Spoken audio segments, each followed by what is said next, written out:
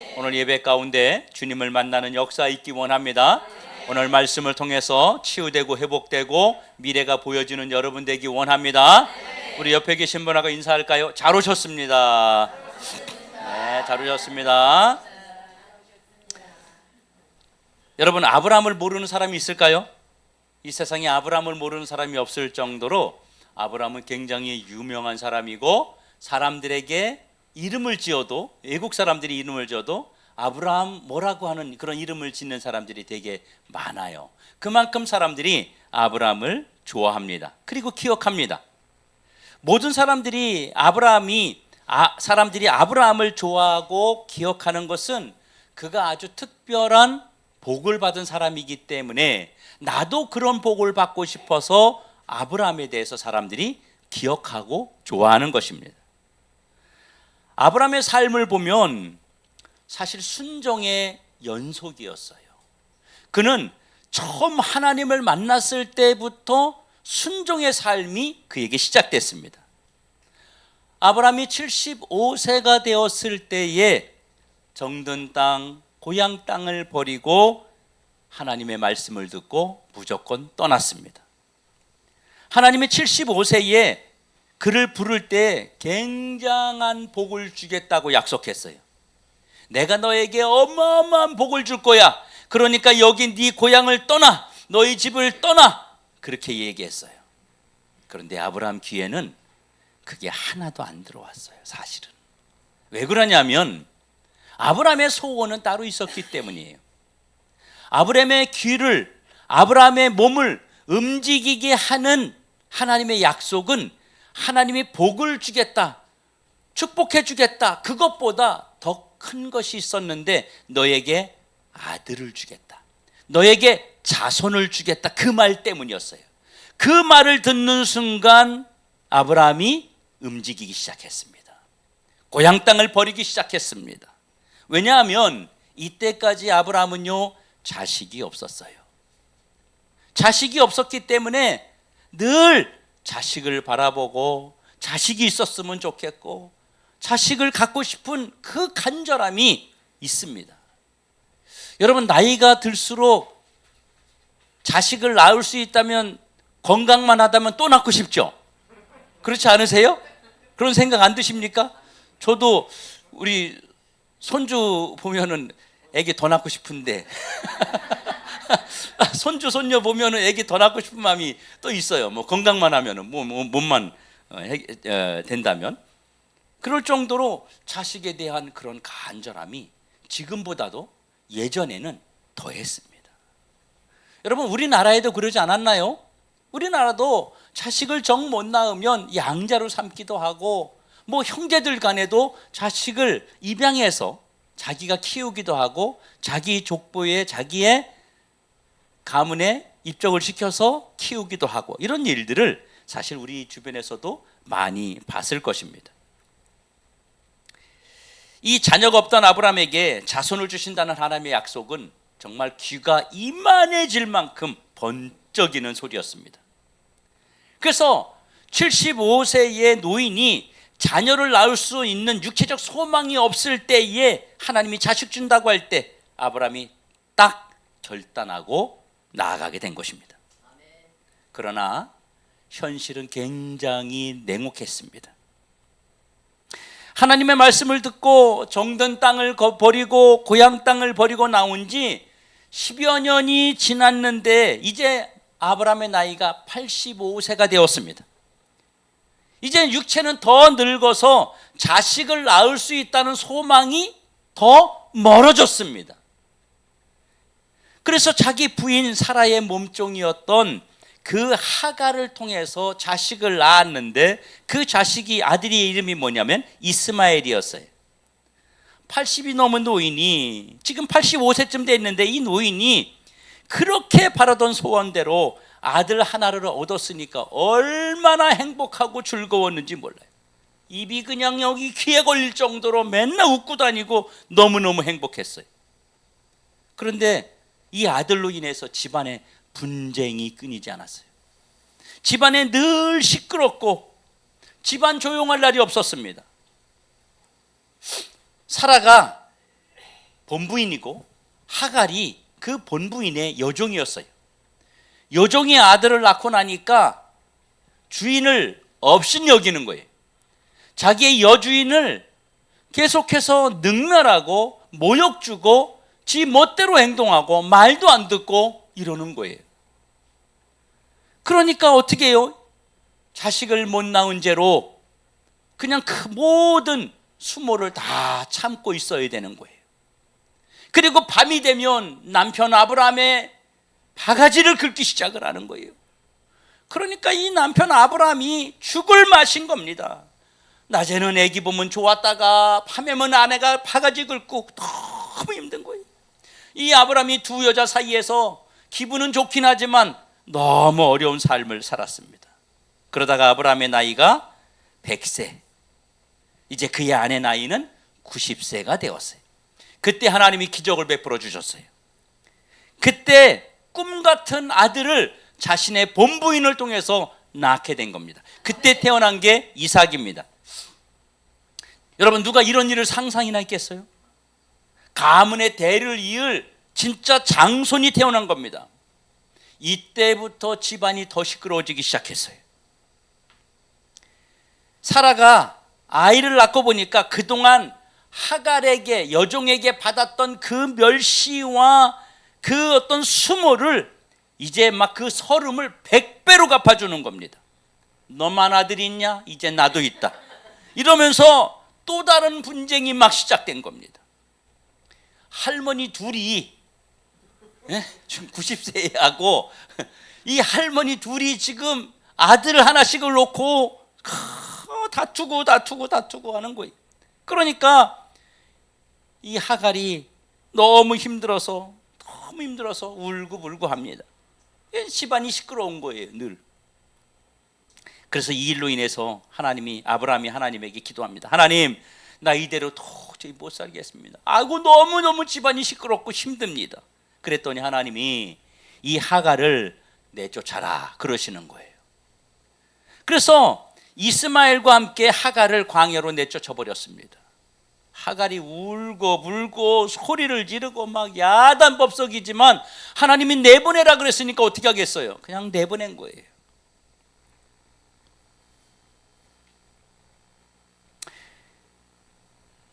그리고 어느 날 이제 어느 정도 집안에 행복감이 찾아왔습니다. 하갈의 문제도 또 사라의 문제도 다 이래 잠잠하게 정리가 다 되었습니다. 그때쯤 되니까 이제 이삭이 나이가 15에서 16 정도 나이가 되었습니다. 바로 그때 오늘 본문 1절에 보면 이렇게 시작하죠. 그 일 후에. 바로 그 일이라는 것이 뭐냐면 지금까지 제가 설명드렸던 그 싸움과 분쟁과 막 이런 일이 있은 다음에, 갈등이 해결된 다음에 이제 좀 살만해지고 행복해진 바로 그때 하나님이 아브라함을 부르십니다. 그리고 하나님께서 청천벽력과 같은 소리를 아브라함에게 하십니다. 본문 22장 2절에 이렇게 말씀하시죠. 같이 한번 읽어봅니다. 시작.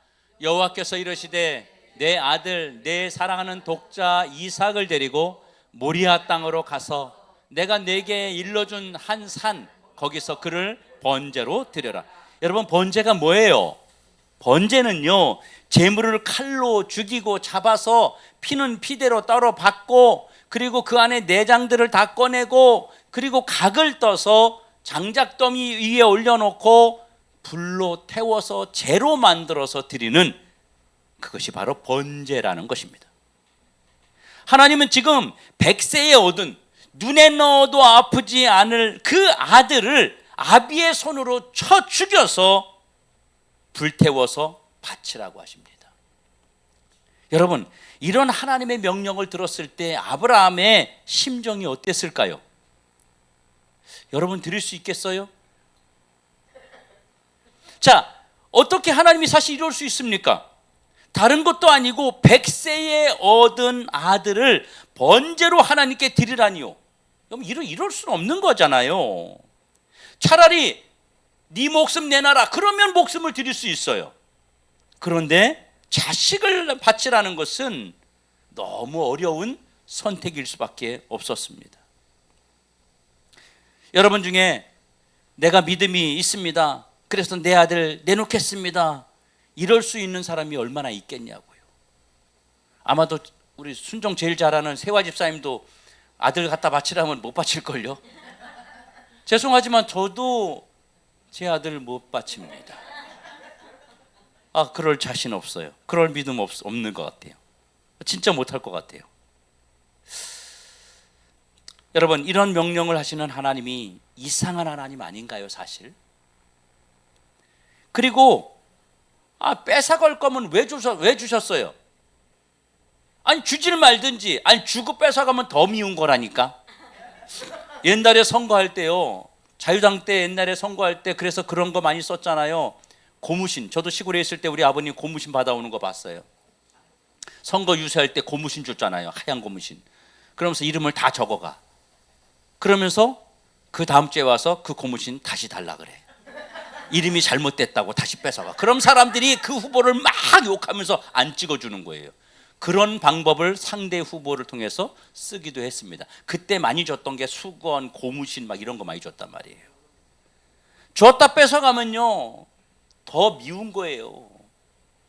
하나님은 본래 인간을 제물로 받는 그런 잔인한 하나님이 아닙니다.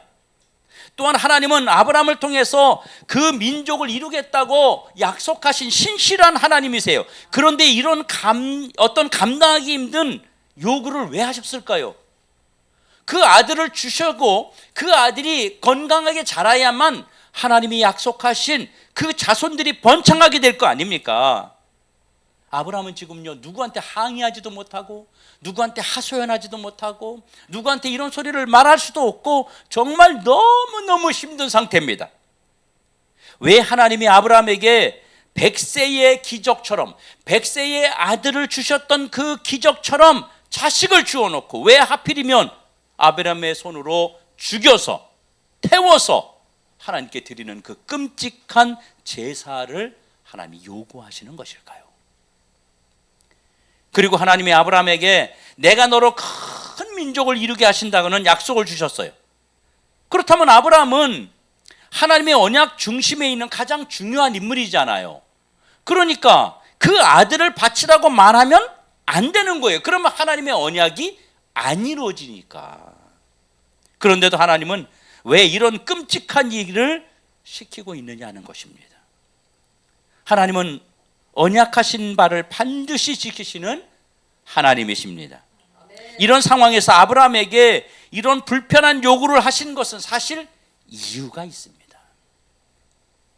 지금 아브라함의 마음속에 하나님이 사라져버렸기 때문입니다. 아브라함의 마음 보좌에는 이미 아들 이삭이 완전히 차지하고 있습니다. 하나님께서 아브라함이 아들 이삭을 어떻게 생각하는지 어떻게 마음에 두고 있는지를 이미 알고 계십니다.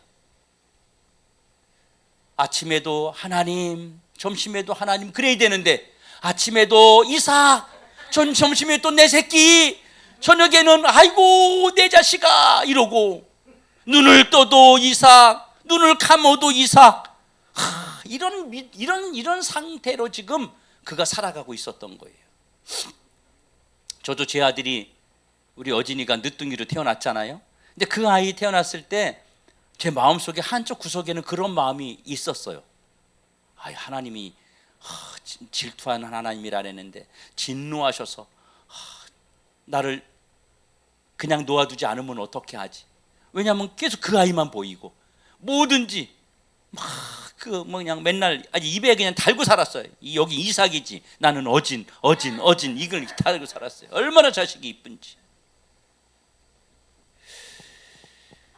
여전히 하나님을 예배하고 싶지만 하나님은 그저 아브라함의 마음구석 한쪽 구석에 버려진 그는 하나님으로 계셨던 것입니다. 아브라함의 삶을 실제로 움직이고 주도하는 것은, 아브라함의 행동과 아브라함의 계획을 움직이는 것은 하나님이 아니라 아들 이삭이었던 겁니다. 하나님이 지금 아브라함에게 바로 네 아들 내놓으라고 말씀하시는 것은 진짜 그 아들 내놓으라는 게 아니라 네 마음 내놔. 네 마음에서 내가 사라졌는데 그 마음에 내가 들어갈 수 있도록 자리를 비워놔. 주님은 지금 그거를 촉구하고 계시는 겁니다. 성도 여러분, 성경은 하나님을 질투하시는 하나님이라고 말합니다. 하나님의 질투는 인간들이 하는 그런 치사한 시기가 아닙니다.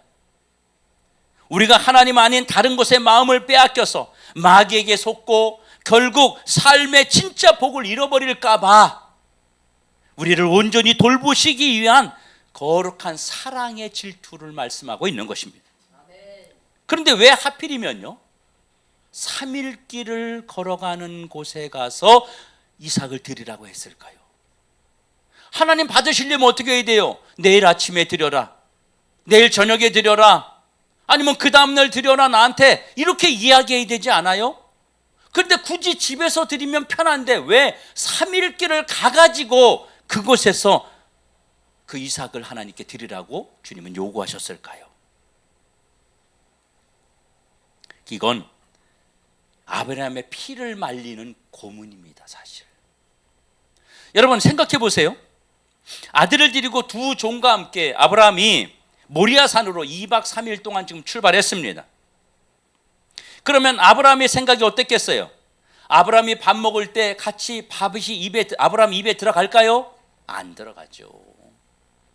자식이 먹는 음식 먹는 밥 먹는 모습만 보고 자기는 밥을 못 먹는 거예요. 왜? 자식은 몰라요. 지금 아빠 어디 가요? 이러고 쫓아가는 거예요. 하나님이 어디 가래? 그러고 따라가는 것뿐이에요. 잠잘 때 아브라함이 편히 잠을 잤겠습니까? 잠 못 자죠. 잠자는 자식 이삭을 바라보면서 100세에 얻은 그 이삭을 바라보면서 잠을 잘 수 있었겠어요? 같이 걸어가면서 걸어가는 모습을 보고 뒤에서 바라보며 어떤 마음이 들었겠어요? 억장이 무너지는 그런 마음이 들지 않았겠어요? 아마 온 마음과 생각이 찢어졌을 겁니다. 아브라함의 눈에는 이삭밖에 보이지 않았습니다. 그리고 3일 동안 하나님이 말씀하신 모리아 산으로 가는 동안 도대체 하나님 왜 내 자식입니까? 왜 이 아들입니까? 다른 거 드리라면 다 드릴 수 있는데 라고 하는 생각을 계속 반복하지 않았겠어요? 그러나 이 2박 3일이라는 시간은 하나님이 아브라함을 괴롭히는 시간이 아니라 아브라함이 빼앗겼던 마음을 회복하도록 기다려주신 하나님의 은혜였다는 것을 기억하기 바랍니다. 하루 이틀이 지나면서 아브라함은 믿음의 눈이 열리기 시작했어요. 히브리서 11장 17절에서 19절 말씀에 이렇게 주님 말씀합니다. 같이 한번 읽어보죠. 시작. 믿음이 이삭을 드렸으니 그는 약속들을 받은 자로 돼 그 외아들을 드렸느니라. 그에게 이미 말씀하시기를 내 자손이라 칭할 자는 이삭으로 말미암으리라 하셨으니 그가 하나님이 능히 이삭을 죽은 자 가운데서 다시 살리실 줄로 생각한지라. 비유컨대 그를 죽은 자 가운데서 도로 받은 것이니라. 여러분 3일 길을 걷는 동안 아브라함의 눈이 다시 열렸어요. 2박 3일을 걸어가는 동안 아브라함이 왜 하나님이 나에게 이것을 요구하고 계시는지를 세 가지로 그가 깨달았습니다. 하나는 아브라함이 이삭을 드릴 때 믿음으로 드렸다고 말합니다. 이 말은 내가 하나님을 향한 믿음이 이삭에게로 옮겨졌었구나 라는 것을 깨달았어요. 또 하나 깨달은 것은 약속을 붙들었대요. 하나님이 나와 이삭과 그 후손에게 주실 하나님의 약속을 아브라함이 2박 3일 동안 걸어가면서 회복했대요. 그리고 아들을 다시 살려줄 줄로 믿었다고 말합니다. 그 말은 무슨 의미입니까? 이삭에게 집중되었던 아브라함의 믿음이 3일이라는 시간이 지나면서 하나님으로 채워졌다는 의미인 줄로 깨닫길 바랍니다. 이삭에게 온통 빼앗겼던 그의 생각이 3일이라는 시간을 지내며 다시 하나님으로 채워지기 시작했습니다. 하나님은 아브라함이 스스로 마음을 돌이키고 온전한 믿음으로 회복할 수 있는 그 시간, 골든 타임을 주었던 것입니다. 이제 아브라함이 모리아산 아래로 도착했어요. 모리아산 밑에 도착했을 때 아브라함은요, 뜻밖의 행동을 합니다. 자기가 집에서 데려온 두 종을 너희는 여기서 쉬고 있어라, 너희들은 여기 머물러 있어라, 이렇게 명령하고 장작을 이삭에게 짊어지우고 그리고 둘이서만 산으로 올라가는 거예요. 여러분, 이게 무슨 말입니까? 사실 이럴 거면 종들을 왜 데리고 온 거죠? 처음에 아브라함이 종들을 데리고 온 이유는 무엇 때문이었을까요? 왜 종들을 데려왔을까요? 아마도 자신이 하기 힘든 일들을 시키려고 이 종들을 데려왔을 것입니다. 먼저 제단을 쌓아야 돼요. 제단을 쌓으려면 큰 돌멩이를 들어가지고 뭐 10개, 20개 들어다가 쌓아놓고 그리고 그 위에 장작을 놓고 재물을 놓아야 되는 거예요. 이런 일들을 아브라함 혼자 할 수 없습니다. 좀 더 깊이 생각해 볼까요? 자, 아브라함이 종들을 왜 데려왔겠어요? 지금 이삭의 나이가 15에서 16입니다. 이 아브라함은 지금 120세예요. 이 노인이 어떻게 결박해서 번제로 드릴 수 있겠어요? 아들을, 그 건장한 아이를. 아브라함은 아무리 생각해도 그 아이를 제어할 만한 힘이 없습니다. 그렇다면 두 종이 와서 도와야 되지 않겠어요? 그리고 자기가 이삭을 어떻게 죽여요? 자기 아들을 자기 손으로 어떻게 죽여요? 자기는 저쪽에 가서 눈을 돌리고 있어야 되고 종들이 그 아들을 죽여야 되지 않겠어요? 자기는 어딘가에서 눈물을 흘리고 있어야 되는 것이죠. 그 종들이 그 일을 해야 된다는 생각 때문에 이 종들을 데리고 오지 않았나 하는 생각입니다. 그런데 왜 종들을 산 밑에 두고 종들이 짊어진 그 장작더미를 이삭에게 짊어지게 하고 지금 아버지하고 아들만 둘이 산 위로 올라갑니다. 왜 그럴까요? 성도 여러분, 왜 두 종을 데리고 가지 않았나요? 아브라함은 3일 길을 걸어오면서 하나님에 대한 마음이 완전히 회복되었습니다. 하나님으로 그 마음이 채워졌어요. 그런데 만일 아브라함이 이삭을 잡고 하나님께 번제를 드리려고, 다시 말하면 이삭을 죽이려고 할 때 두 종들이 같이 있으면 어떻게 할까요? 어떻게 할 것 같아요? 아이고 잘하십니다. 그래, 아이고 잘해. 이러겠어요? 아니죠. 아이고 주인님 뭐 하는 겁니까? 안 됩니다. 못합니다. 차라리 우리를 죽이세요. 어떻게 도련님을 죽입니까? 막 이렇고 방해하지 않겠어요? 그러면 3일 동안 걸어오면서 마음의 결단을 많이 했는데 또 흔들릴까 걱정되지 않겠습니까? 자기의 마음이 또 흔들릴까 봐 염려되지 않았겠어요? 그래서 그 종들을 데리고 오지 않았습니다. 지금 아브라함의 마음이 하나님을 향해서 겨우 채워졌어요. 종들이 말리고 종들이 붙들으면 아브라함의 마음이 또 빼앗길 수 있습니다. 그래서 아브라함을, 그 종들을 산 밑에 내려놓고 자기들만 올라온 것입니다. 자신의 결단을 방해할 모든 세력과 환경을 산 밑에 잘라내고 오직 하나님 한 분만을 바라보며 산 위로 올라갔던 겁니다. 성도 여러분, 우리의 마음이 하나님으로 채워졌는데 우리의 마음을 흔드는 세력들이 세상에 많이 있습니다. 저와 여러분이 여기서 믿음으로 은혜를 받고 감동을 받고 힘을 얻고 결단하고 나아가도 또 세상에는 우리를 흔들 수 있는 세력들이 늘 존재합니다. 우리의 마음을 계속 공격합니다. 그래서 하나님에게 가 있던 마음, 하나님께 가기로 결단했던 마음, 믿음을 지키기로 마음을 먹었던 그 생각까지도 세상의 많은 세력들이 우리를 흔들어 버립니다. 그래서 우리는 그것을 미리 끊어내는 훈련을 해야 됩니다. 그걸 끌어낼 수 있어야 됩니다. 오늘 본문 9절과 10절에 주님이 이렇게 말씀하십니다. 같이 한번 보죠. 9절과 10절 시작. 하나님이 그에게 일러주신 곳에 이른지라 이에 아브라함이 그곳에 제단을 쌓고 나무를 벌려놓고 그의 아들 이삭을 결박하여 제단 나무 위에 놓고 손을 내밀어 칼을 잡고 그 아들을 잡으려고 하니, 이제 칼을 들어서 그 아들을 죽이려고 하는 거예요. 3일 길을 걸어오면서 아브라함의 마음으로 이제 마음은 하나님을 향해서 완전히 회복됐습니다. 아브라함은 자신의 마음이 하나님에게 채워졌음을 행동으로 지금 보여주고 있는 것입니다. 아브라함이 제단을 쌓고 장작더미 위에 이삭을 결박해서 올려놓았다 그래요. 여러분, 어떻게 이런 일이 가능했을까요? 젊은 아이가 자기 아버지가 자기를 꽁꽁 묶고 결박해서 제단 쌓고 장작더미 위에 올려놓고 칼로 자기를 죽이겠다는데 어떤 아들이 가만히 있겠냐고요. 이삭은 이미 아브라함이 아버지가 하나님에게 제사 드리는 방법을 많이 봤습니다. 그렇기 때문에 장작더미를 가져간다는 것은 무슨 의미인지 알고, 장작더미 위에 자신을 눕혔다는 것은 지금 뭘 하겠다는 것인지 이미 알고 있습니다.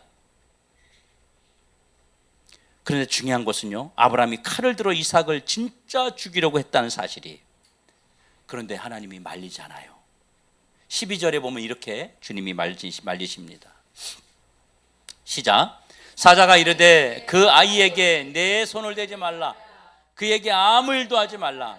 내가 내 아들 내 독자까지도 내게 아끼지 아니하였으니 내가 이제야 내가 하나님을 경외하는 줄을 아노라.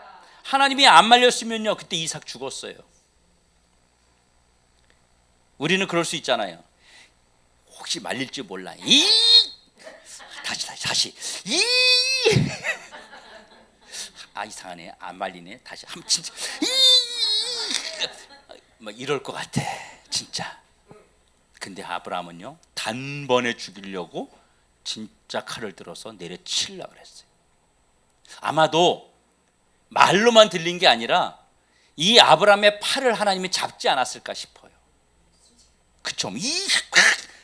여기서 그냥 이러고 있었겠냐고. 그냥 팍 찔렀을 거 아니야. 근데 하나님이 이 손을 잡지 않았을까요? 그의 믿음과 그의 마음을 아시니까. 하나님이 우리가 주목할 부분을 지적하셨습니다. 내가 이제야 내가 하나님을 경외하는 줄을 아노라. 여기서 이제야, 이 말은요, 증명되었다, 확실히 알게 되었다, 이런 뜻이에요. 하나님이 아브라함의 확실한 회복을 증거하신 말씀입니다. 네가 회복된 것을 내가 확실히 알았다, 이겁니다. 하나님, 제 마음 아시죠? 제가 주님을 얼마나 사랑하는지, 제가 얼마나 주님을 의지하는지 주님 아시죠? 그렇게 말로만 증명하지 않았습니다. 자신의 믿음이, 자신의 본심이 하나님 앞에 돌아왔음을 행동으로 보여줬음을 믿으시기 바랍니다. 여러분의 믿음과 함께 여러분의 믿음의 행위가 하나님 앞에 보여질 때, 그때 주님이 박수 치시는 거예요. 이제야 네가 나를 사랑하는구나. 이제야 네가 나를 제대로 경외하는구나. 사랑하는 성도 여러분, 하나님은 이삭이 하나님 앞에 번제로 드려졌음을, 아브라함의 믿음의 행위를 봐주셨음을 깨닫길 바랍니다. 이게 신앙이에요. 나 믿음이 있습니다 하고 행동하지 않으면 그 믿음은 거짓입니다. 믿음은 행동을 함께하는 모습으로 증명하게 되어 있습니다. 이 일로 하나님은 아브라함에게 두 가지의 큰 복을 주십니다. 창세기 22장 17절 말씀에 이런 복을 주세요. 자, 한번 보시죠. 자, 시작. 내가 내게 큰 복을 주고 내 씨가 크게 번성하여 하늘의 별과 같고 바다의 모래와 같게 하리니 내 씨가 그 대적의 성문을 차지하리라.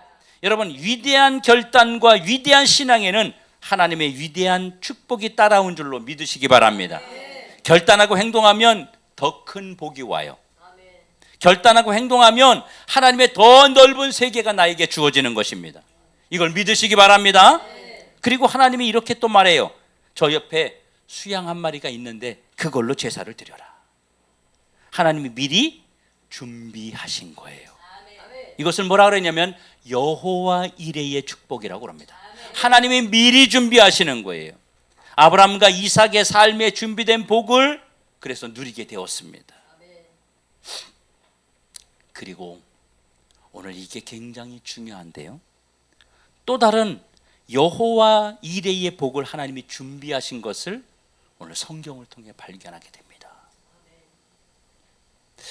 창세기 22장 23절 말씀을 한번 보죠. 자, 같이 한번 읽습니다. 시작. 이 8사람은 아브라함의 형제 나홀의 아내 밀가의 소생이며 부두엘은 리브가를 낳았고. 제가 그 AI로 이렇게 좀 이미지를 만든 게 있어요. 한번 이어 띄워 주시겠어요? 혹시 잘 보이시나요? 크게 보이나요? 잘 안 보이나요? 이게 맨 위에 아브라함의 아버지가 데라입니다. 아브라함에게는 세 형제가 있었습니다. 아브라함, 나홀, 하란, 이렇게 세 아들이 있었어요. 아브라함은 이삭을 낳았죠. 그리고 둘째 나홀은 8명의 자식을 낳게 됩니다. 여러분, 우리가 그 아브라함 이야기할 때 항상 따라다니는 사람이 있죠. 누구예요? 조카? 롯이에요. 조카 롯이 바로 셋째 마지막에 하란이라는 동생의 자식입니다. 그래서 조카가 되는 거죠. 그래서 저 나홀이라는 사람이 아브라함의 형제인데, 나홀을 통해서 8명의 아들이 태어나는데, 그 8명의 아들 중에 마지막 8번째 부두엘이라는 사람에게서 누가 나온다고요? 리브가가 탄생하게 됩니다. 여러분, 이삭의 아내가 누구예요? 예? 이삭의 아내가 누구예요? 나중에 리브가예요. 이삭이 지금부터 몇 년 후에 장가 들어요? 한 30년 후에 장가를 듭니다. 30년 후에 아내로 누구를 맞이하느냐? 리브가를 맞이합니다. 하나님은 여호와 이레 하나님이라 그랬어요. 아브라함의 믿음을 보셨고 이삭의 믿음을 보았습니다.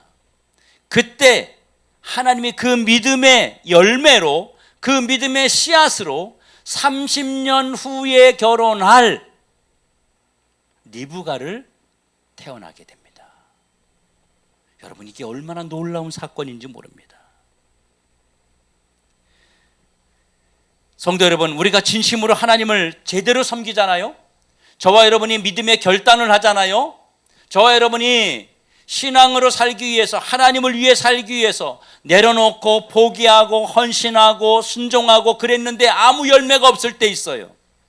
여러분에게 아무런 유익이 없을 때가 있어요. 그냥 나누어주고 베풀었는데, 나는 섬겼는데 그것으로 끝난 경우가 있어요. 근데 그것이 끝이 아니라는 것이죠. 하나님은 여러분이 살아가는 동안 앞으로 5년, 10년, 20년 후에, 아니 여러분의 자식에게 30년 후에 하나님이 복을 주실 것을 그때 그 우리의 행동과 우리의 믿음과 우리의 삶을 통해서 준비하고 계신다는 사실을 기억하기 바랍니다. 결코 여러분의 믿음의 헌신과 여러분의 믿음의 삶과 여러분의 결단이 결코 헛되지 않다는 사실을 성경은 말해주고 있어요. 지금 아브라함과 이삭의 얘기를 계속하고 있다가 22장에서 마지막에 가서 왜 뜬금없이 부두엘이 리브가라는 사람을 낳았다는 이야기를 왜 여기에 적어 놓냐고요. 앞으로 30년 후에나 만나게 될 사람의 이야기를. 하나님은 여호와 이레의 하나님입니다. 주님은 지금도 우리의 믿음의 결단과 믿음의 삶을 통해서 나에게, 내 후손에게, 내 아들과 딸에게 준비하신 축복이 있다는 사실을 여러분 기억하시기 바랍니다. 성도 여러분, 지금 여러분 마음을 점검해 보십시오. 지금 여러분 마음을 채우고 있는 게 뭐냐는 거예요. 지금 여러분 마음을 붙들고 있는 게 뭐예요? 여러분의 삶과 여러분의 계획과 여러분의 비전과 여러분의 꿈을 움직일 수 있는 게 여러분에게 무엇이냐고요. 직장이에요? 취미생활이에요? 여행 가는 겁니까? 돈입니까? 여러분을 움직이는 게 도대체 뭡니까? 우리에게는 하나님이 되기를 소망합니다. 하나님이 내 삶을 바꿀 수 있는 분이 되기 원합니다. 하나님 때문에 내려놓고, 하나님 때문에 포기하고, 하나님 때문에 달려가고, 하나님 때문에 다 모든 것을 버리고 하나님 때문에 모든 것이 시작되는 여러분 되기 원합니다. 여러분, 우리가 좋은 직장 갖는 거 나쁜 거 아닙니다. 여행 가는 거 나쁜 거 아니에요. 골프 치고 낚시 가고 내 취미 생활하고 이건 나쁜 거 아닙니다. 여러분 죄 아닙니다. 그런데 그것 때문에 하나님에게 가는 내 삶이 바뀐다면 하나님은 그것을 반드시 우리에게 찾아오려고 할 겁니다. 네가 지금 가지고 있는 이삭 나한테 바쳐. 주님 요구하십니다. 우리의 취미 생활이 내 삶 하나님에게 가는 내 마음을 빼앗고 있다면 그 취미 생활이 우리에게 이삭이 되는 겁니다. 내가 돈 때문에 하나님과 멀어져 있다면, 돈 때문에 하나님의 나를 움직이는 게 하나님이 아니라 돈이라면 하나님은 내 삶의 이삭이 된 그 돈을 요구하실 겁니다. 그 돈 내놔. 여러분, 우리가 직장 생활하고 사업장이 있는 게 얼마나 복이에요. 중요한 것은 여러분의 직장이나 여러분의 사업장이나 하물며 여러분의 자녀까지도 다 주님이 주신 것이라는 사실을 기억하기 바랍니다. 하나님의 그 마음에 복을 우리에게 주시는데 우리 어떤 삶을 살았을 때 복을 주시느냐는 것이죠. 내 마음에 하나님이 안 계시는데 하나님이 어떻게 우리의 기도를 들어주실 수 있겠느냐는 것입니다. 이 세상에 하나님을 대신할 수 있는 것은 아무것도 없습니다. 그래서 솔로몬은요, 무릇 지킬 만한 것보다 내 마음을 지키라고 말했습니다. 생명의 근원, 죽고 사는 일에 마음에 달려있기 때문입니다. 지금 여러분 마음과 생각을 다시 한번 일으켜 보십시오. 나를 주장하는 게 뭐냐는 거죠. 나를 움직이는 게 뭐냐는 거죠. 여러분이 주일날 예배 드리는 것보다 더 중요한 게 귀한 게 뭐가 있습니까? 이것이 이삭입니다. 그렇다면 언젠가는 하나님이 여러분에게 요구하십니다. 그거 번제로 드려라. 결단을 요구하실 때가 있을 거예요. 결단하면 더 큰 은혜와 더 큰 축복이 있는 줄로 믿으시길 바랍니다. 오늘 주 앞에 나오신 여러분 안에 주 예수보다 더 귀한 것이 없기를 예수님의 이름으로 축원합니다. 여러분 주일에 마음 빼앗기지 마세요. 주일에 하나님 앞에 예배드리러 오는 것, 그것을 빼앗고 방해하고 그런 세력에 넘어가는 일이 없기를 주님의 이름으로 축원합니다. 주일에 마음 빼앗기면 하나님이 한 주간 어떻게 우리에게 은혜를 주겠습니까? 여러분, 하나님의 자녀들이 그저 주일날 와서 한 시간 예배드리는 것, 그것조차 하나님 앞에 우리가 온전히 드리지 못한다면 무슨 낯으로 하나님에게 나에게 복을 달라고, 내 자녀에게 복을 달라고, 내 삶에 복을 달라고 우리가 기도할 수 있겠습니까? 하나님이 여러분에게 어마어마한 거 요구하지 않아요. 여러분의 돈 빼앗아가지 않아요. 여러분의 자식 내놓으라고 말하지 않아요. 하나님은 여러분이 즐기고 있는 삶 하나님 방해하지 않습니다. 여러분의 취미 생활을 내놓으라고 주님 말씀하지 않습니다. 중요한 것은 하나님이 먼저가 되어야 되는 것입니다. 하나님 놓치면 안 된다는 거예요. 왜요? 하나님이 여러분의 삶을 다 책임지고 사랑하고 계시기 때문입니다. 하나님이 여러분을 복 주시기 원하고 있기 때문에 하나님이 여러분 삶에 여전히 돌아보고 여호와 이레의 복을 여러분에게 주시길 원하는 줄로 믿으시길 축원합니다. 오늘 주 앞에 나오신 여러분, 자식이 문제가 아니고 돈이 문제가 아니고 내 마음이 문제입니다. 내 본심이 문제입니다. 내 중심이 문제입니다. 이 중심이 문제라 그러니까 어떤 분 또 그래요. 하나님, 목사님, 제가요 마음은 하나님께 있습니다. 마음은 하나님께, 내가 마음은 교회에 있습니다. 이렇게 말하는 사람들이 있어요. 그러면 행동으로 보여야 되잖아요. 삶으로 나타나야 되잖아요. 그냥 마음만 있는 것은, 아브라함이 그렇게 말 안 했잖아요. 하나님도 마음이 있어요. 마음. 내 마음 아시잖아요. 그러지 않았어요. 행동으로 보였습니다. 그의 삶으로 보여주었습니다. 그때 주님이 박수 치시는 거예요. 하나님 우리의 것을 빼앗아 가려고 달라고 그러는 게 아니에요. 하나님 우리의 것을 다 강탈해 가려고 빼앗아 가기 위해서 요구하는 게 아닙니다. 그것 때문에 나를 잊어버렸기 때문에 나를 기억하길 원하는 하나님의 마음인 줄로 믿으시기 바랍니다. 사랑하는 성도 여러분, 오늘 시간 빼앗겼던 마음을 하나님께 다시 드리기로 결단함으로 여러분과 여러분의 자녀의 삶에 이미 준비되고 있는, 하나님이 지금도 준비하고 계시는 여호와 이레의 축복이 여러분과 여러분 자손에게 임하기를 주님의 이름으로 축원합니다. 우리 주여 한번 외치고 우리 오늘 말씀을 들은 말씀 기억하면서 우리 함께 기도합시다. 하나님, 내 마음을 빼앗기고 있는 것이 무엇입니까?